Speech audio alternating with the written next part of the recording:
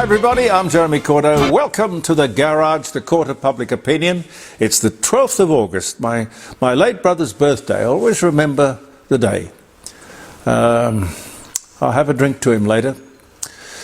Dear Christopher, after whom my youngest boy is named. Christopher. Now don't forget to tune in to Peter Clayton's radio show, Triple Z. It's actually 5 Triple Z, but apparently you just do Triple Z. 2 hours of great music, 10 o'clock until 12. Triple Z is 91.1. Okay? Rate day today. Not ratings day. I used to hate ratings days. It was wonderful if you did okay, but you didn't always do okay. But it's rate day today. The RBA will cut interest rates today. Now we're recording this on Monday, so I've got no way of knowing what's going to happen on Tuesday. It's just common sense though, really. With more financial data that's coming out tomorrow, Wednesday, and on Thursday, which will either confirm or condemn the decision that the RBA will make today. We'll see. We'll see. Ramping. Oh, God. Ramping hits a record high, an all-time high, 5,800 hours in the month of July. Just sort of get your mind around that. It's really pretty hideous, just sitting in the back, lying in the back of an ambulance. A shocking indictment of this government's health policy. The minister should take responsibility and resign. Or are you going to let them get away with it? Increased majority, maybe. The election was won on a promise to end ramping. It's that simple. That simple. There's a move in Victoria put forward by an independent member of Parliament. His name is David Limbrick. I'm going to try and get him on the live streaming show, the show on Friday around the dining room table, jeremycordeaux.com. Interesting guy. This should be adopted all over Australia. A law that enshrines our right to protect our property and our families in the event of a home invasion. Might surprise you to know that you don't have the law on your side. A simple self-protection law. At the moment, it's a stacked deck, stacked against the victim, the homeowner. In the middle of a terrifying moment, probably sheer panic, under the current law, one can only use equal force, whatever that is. How are you going to work that out? And you can use a similar weapon. You have to calculate a reasonable response as opposed to an excessive or extreme response. God, I'd give them extreme.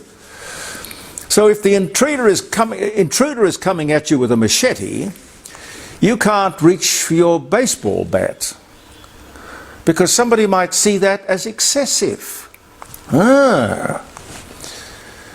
If something like this happens, and it's more and more likely that it will, we have to know that the law supports us, not the outlaw, who in any case would be out on parole or bail. Look, the truth is that at a moment like that, we all will instinctively either take flight or fight. How you fight and with what should be your decision. The law should be changed. I am totally with this guy. I don't know nothing about him, but this is a very sensible piece of legislation. David Limbrick is his name. What do you make of this? A Palestinian woman who thanked Allah for keeping her alive long enough to witness the Hamas attack on Israel could soon be here in Australia. She's applied for a visa. There's some discussion about whether they're going to cancel it. She got the visa. She got it. This is a story from the Advertiser, and I think it's also the Herald Sun, by a Carly Douglas, Weeks after the Prime Minister, Anthony Albanese, welcomed a report calling for applicants to be barred for extremist views, including anti-Semitism. You don't get anything much more extreme than this lady, I tell you. Supporters have claimed a visa has been given to the woman who rejoiced at Hamas' deadly attack, which of course is still underway. She said, "We woke up and we got God's kingdom," whatever the hell that means. The woman, her name is Mona Zahed. She and her husband and 6 children are coming to Australia. Why? Why? What is it in this country that is attracting her, I wonder? Does this woman have our values? Or are we expected to adopt hers? This is really disgraceful. Really disgraceful. It is a watershed moment. How did she get that visa? Why did she get that visa? Who authorised that visa? And what will her presence in Australia achieve? Why isn't the opposition all over this? Huh? You're too timid. You don't stand for anything. You can't call this crowd an opposition. It's unbelievable. Really. But more to come on another day, I suspect. August 31, in every city, there will be a march. A march for Australia. I'll be there. It's not extremist. It's patriotic. It's about no more immigration involving people who do not share our values. It's as simple as that. More on the Friday show about that. Now, the National Debt Helpline. Imagine having in this great country of ours something called a National Debt Helpline. It has had a record number of calls, the greatest number of calls in 6 years. That includes the COVID years. Amazing. What is causing this? Listen, don't just report it, ask why. I know why. Anthony Albanese and his renewables and electricity bills that you can't jump over. Now this is an interesting one. A plane in flight goes into emergency mode because a mobile phone has caught fire. Now you're not allowed to put lithium-ion batteries in the cargo hold. Now the mobile phone is a small device, tiny battery. Can you imagine the danger caused by all this nonsense? Just what an electric car under your roof or a household battery in your home could do? And we are told that the batteries taken out of damaged or written off electric cars overseas are being repurposed and sent to Australia for use as household batteries. My God. Have you heard anything about this in the mainstream media? A single word? Are they muzzled? Dumb? Asleep? Deaf? I got no idea. Be warned, by the way, and this is official, most electric cars sold here in Australia do not come anywhere near the advertised range. People worry most with electric cars about range anxiety. They've even given it a name. Could it be that this is their way of handling that anxiety? Just lie about it? Could be. A crash in our booming stock market could be at hand. I am not a prophet of doom, I'm an optimist, but gee, all over the world it seems irrational exuberance has taken over. It's reasonable to assume that these indices just can't keep going up. And historically, September and October, this is when things usually crash. I have no idea why. And real estate, showing no signs of crashing, and after a rate cut today, definitely no. Real estate is booming as well. Last year, when questioned, 2/3 of people said they were concerned about interest rates. 1 year on, barely 17% say interest rates, not a problem. It's interesting. What else is around? The Australian Council of Social Services, one Cassandra Goldie, who will have a voice at the Tax and Productivity Roundtable next week. Funny. They want what the ACTU wants. The unions and the handout brigade speak as one on this. They want an end to negative gearing and an end to the capital gains discount. All the things that this government said before the election it would not touch. Now, I'm sure they will pretend that it wasn't their idea or initiative or intention, but we're merely being persuaded by popular demand. I think it's called a stacked deck. It's what they did with the stage 3 tax cuts. For years they said, oh, no, it's in law, set in concrete. No. But we were persuaded. They're con artists, ladies and gentlemen, pure and simple. Lie after lie after lie, and they get away with it, it would seem. It's important to note that the billion-dollar business, that is the ACTU, and the Australian Council of Trade or Social Services, both of these organisations, pay absolutely no tax. I'll bet you they won't bring that up. How will Labor preside over impartially handling this AI debate? Impartially at the Productivity Summit, when their masters, the unions, don't want a bar of it. It is the future, but the government will get its writing instructions and a significant test also for their common sense and their loyalty to the broader Australian public. With this all important, and it's going to be really interesting, I was going to say vital, but this tax and productivity stuff coming up, it's going to be interesting to see how they take advantage of the opportunity. Maybe we could look at the 14,000 pages of Australian tax law. 14,000 pages. It is just not fit for purpose.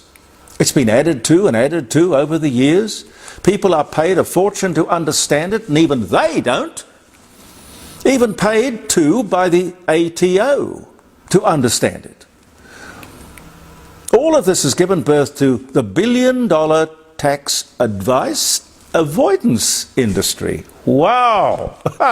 I tell you, KPMG, they call themselves the Big Four. Oh, they're called the Big Four. KPMG, there's Deloitte's, PwC, PricewaterhouseCoopers, and Ernst Young, although I don't think they call themselves Ernst Young anymore. I think that they use just EY. Anyway, initials are obviously big. These are often called the Big Four, and you know why they're the Big Four. They're huge businesses. Do you know who has the simplest and therefore the best tax system in the world? No one would ever bring it up or tell you. It's a little place called Estonia. Estonia. Look it up. It's fair, so no one tries to avoid the tax. Everyone, government, business, and the people all seem happy. Cut the crap. Part of this upcoming roundtable should be looking at getting rid of the wasteful tax avoidance business. Keep it simple. The first rule of everything. Keep it simple. Then we have the charities and not-for-profits. Not for profits. You've got to be kidding. The AFL, $1 billion for-profit business, pays no tax. The NRL, same story. Basketball, soccer, sport is a huge profitable business. Charities are a $200 billion a year business, and I say under-regulated and unaccountable. No one knows how much money is collected and if it goes to the cause, if any. And I say that because you mightn't believe it, and it might surprise you, but there is no law that says that a charity has to give anything, a single cent, to the cause for which it is supposedly collecting the money. All tax-free. And then we have the tax scams. Yes, even the tax office has been scammed by these people. You saw that Four Corners show the other night. You'll know what I mean. People owe $56 billion in back taxes. It's all got too complicated. A simple flat tax, say like Estonia. Look at Estonia, 20%. No tax avoidance, fast and fair, win-win. Simple as that. We're here with the best wishes of the rising sun, ladies and gentlemen. 60 Bridge Street at Kensington. I don't know if you saw them at, I think it was Channel 9, or maybe Channel 10. They came in, you know, they do a little bit before the forecast, the weather forecast in a certain setting, and they picked the rising sun, people sitting around the open fires on the Chesterfields and all that sort of thing, cold afternoon. No, it looked really good. I don't know how Grant and Jackie organised that, but it was good. 8333-0721, the rising sun. A really atmospheric and marvellously welcoming pub, inn, and of course Elder Fine Art Gallery in Melbourne Street, North Adelaide. Their second auction for the year coming up. You can call them on 8267-2869, and I say the number because if you've got a painting and you'd like to get it into this auction, it's still not too late. They'll appraise it for you and slip it in, and it might be a quite profitable idea. Don't forget on Friday, 0491 65 68 60, jeremycordeaux.com, or you can get the app, which is Simple Radio, and you can put it on your telephone and you will have me, literally, as if you don't already, in the palm of your hand. Do I have to go, Pete? No, I do. All right, we'll do the birthdays. As I say, it was my late brother's birthday today. Happy birthday, dear Christopher Cordeaux. Many of you will remember him from his nighttime shows on 5DN. It was very successful. 1877, to his amazement, Thomas Edison records himself reciting "Mary Had a Little Lamb" on his newly completed cylinder phonograph, a device that records sound onto tinfoil cylinders. And then there were others that came along later, which were wax. 1877. You think the distance we've come in sound and entertainment from 1877, not so long ago, 1877.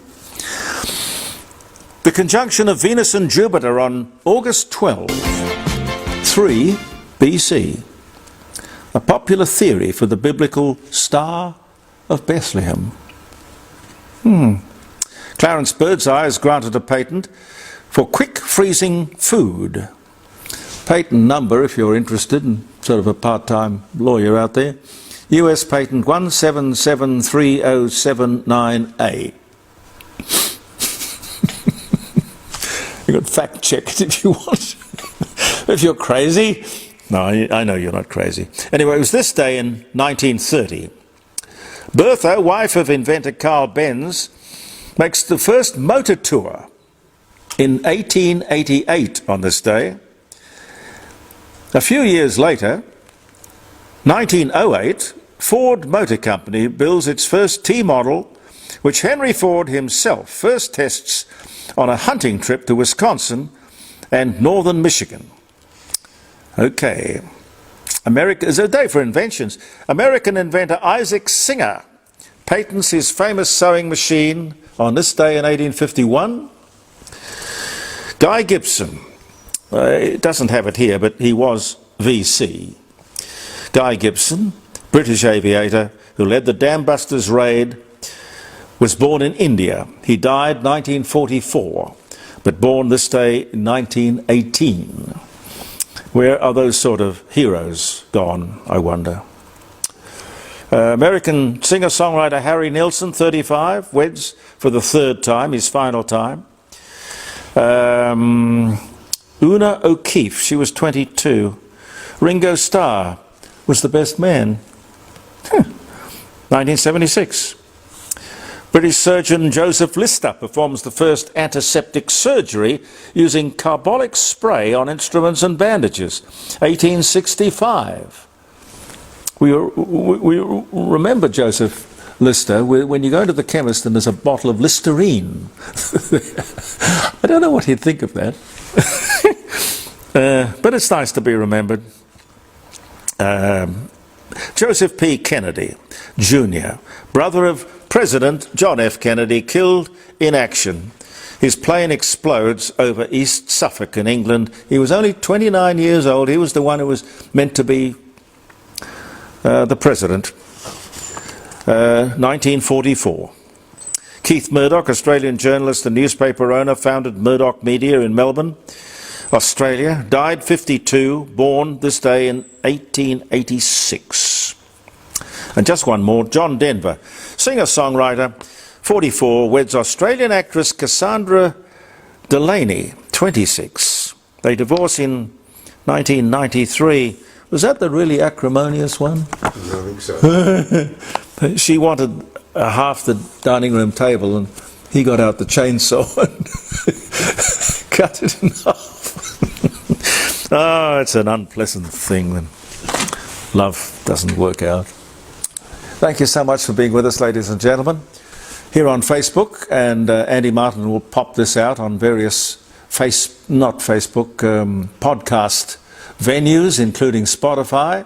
Thank you for finding us, and I hope you might find us again on Thursday morning when we'll post another Facebook show, and then again on Friday between 9 o'clock and 12, jeremycordeaux.com. Thank you. Believe in yourself, and thank you for viewing the Court of Public Opinion.